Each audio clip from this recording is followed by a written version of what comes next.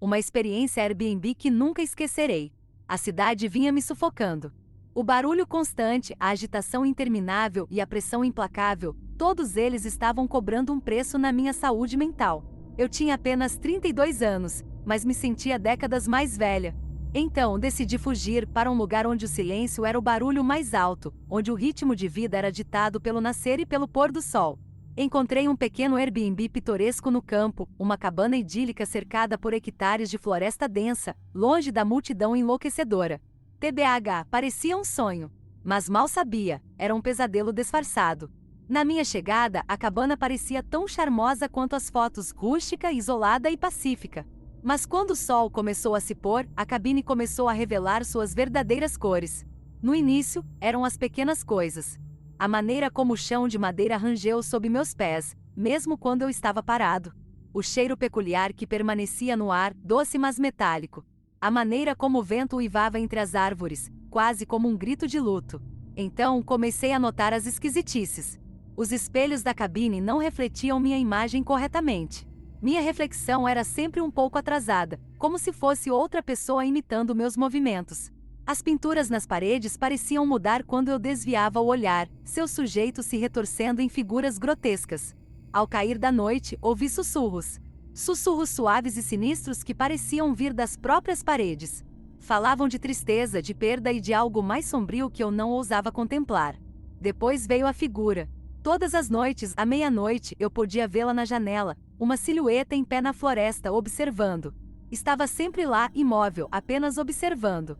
Apesar do terror que me tomava, não conseguia ir embora. Era como se a cabana tivesse me enredado em seu charme sinistro.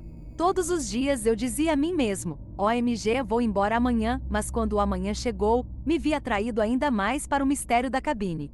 Que lugar é esse? Que segredos guarda? Por que não me deixa ir? As perguntas me consumiam, alimentando minha curiosidade e medo em igual medida. Mas eu estava determinado a descobrir a verdade, ou ser consumido por ela. Dias se transformaram em semanas. Eu me vi estranhamente atraído mais fundo no ritmo hipnótico da cabine. Os sussurros ficaram mais altos, a figura na floresta parecia mais próxima e as esquisitices da cabana tornaram-se mais pronunciadas. Um dia, encontrei um alçapão debaixo de um tapete desgastado. Isso levou a um porão que eu não sabia que existia.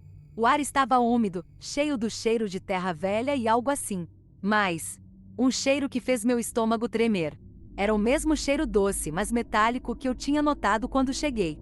Na luz fraca, eu podia ver algo gravado nas paredes de pedra. Símbolos antigos e desconhecidos cruzavam a superfície em um padrão que fazia minha cabeça girar.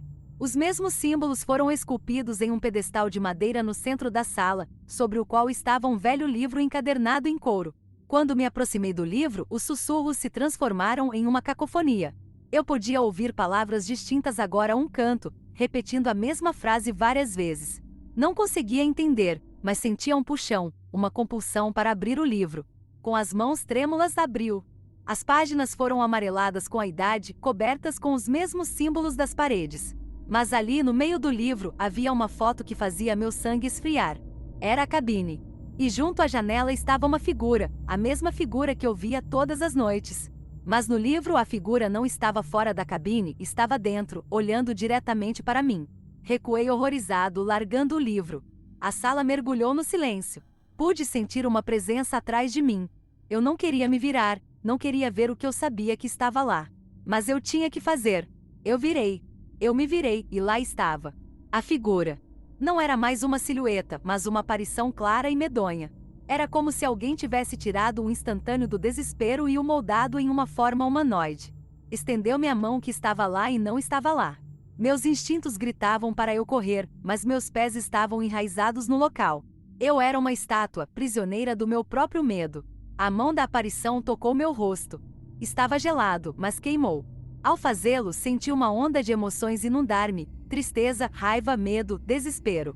Essas não eram minhas emoções, eram seus. De repente eu estava em outro lugar. Eu ainda estava na cabine, mas era diferente, vivo, cheio de gente.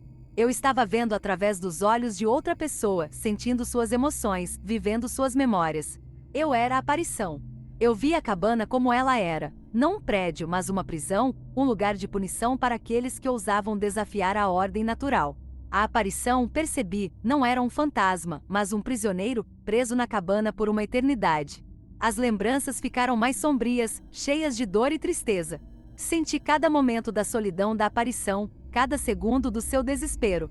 Foi demais. Eu gritava, ou pelo menos achava que sim. A próxima coisa que eu sabia, eu estava de volta ao porão, a aparição se foi. Saí da cabine na manhã seguinte. Quando me afastei, ainda podia sentir seu olhar em mim, mas era diferente. Não era mais um olhar de ameaça, mas de gratidão. Eu tinha compartilhado sua dor, sua solidão. Eu tinha dado a ele algo que não tinha há muito tempo, companhia. Quando saí, olhei para trás uma última vez. Ali na janela estava a figura me vendo partir.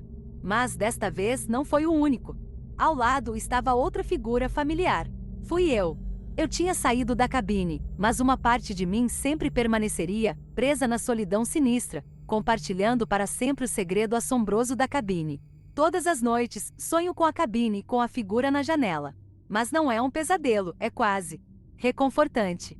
É uma sensação estranha estar conectado a algo tão distante, tão diferente da minha própria realidade. Comecei a escrever. Senti uma compulsão de compartilhar minhas experiências, de contar ao mundo sobre a cabana e seu prisioneiro. O Reddit parecia o lugar certo. As histórias parecem ressoar entre as pessoas. Eles são atraídos pelo medo, pelo mistério, pelo desconhecido. Mas para mim, é mais do que apenas histórias. É catarse. É uma forma de eu entender o que aconteceu, de dar sentido ao meu encontro com o sobrenatural.